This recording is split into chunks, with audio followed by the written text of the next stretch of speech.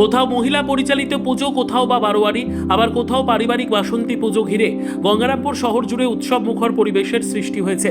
বাঙালির 12 মাসের 13 পার্বণ, তার মধ্যে চৈত্রের বাসন্তী পুজো অন্যতম।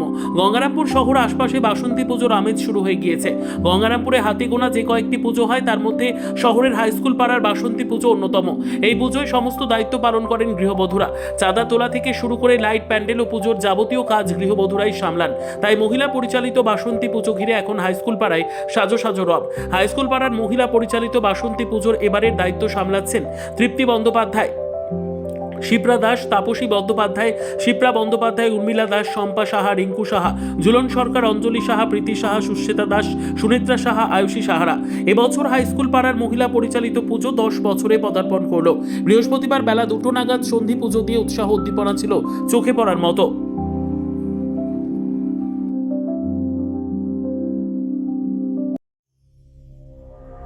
সংবাদটি নিবেদন করছেন স্বস্তিলোক উৎসব ভবন, গঙ্গারামপুর, দক্ষিণ দিনাজপুর। হাই স্কুল পাড়ায় 12 নম্বর ওয়ার্ড শুধু নয়, মানে সমস্ত হাই স্কুল পাড়ার মহিলারা মিলেই আমরা এই পুজোতে অংশগ্রহণ করে থাকি। মহিলারাই পুজোটা শুরু করেছিলেন, এবার আমাদের 10 বছর আমরা বাসন্তী পুজো করে থাকি। কেন তো দুর্গা পুজো প্রচুর হয়, তো প্রথমে আমাদের এই বৌদির মাথাতেই আসে যে আমরা না হয় বাসন্তী পুজোটাই করি, কারণ বছরে যেহেতু মা দুবার আসেন, আমরা দুবারই পুজো করব, দুবারই আনন্দ করব, সেই কারণেই আমরা শুরু করি।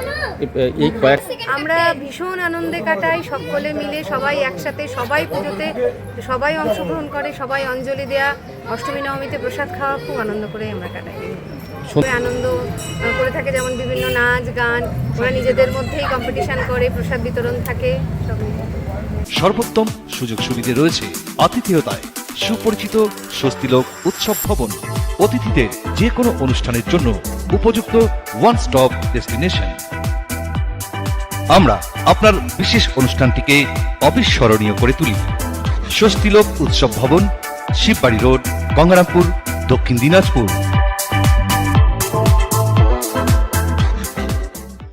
ব্যুরো রিপোর্ট, উত্তর বাংলা সংবাদ।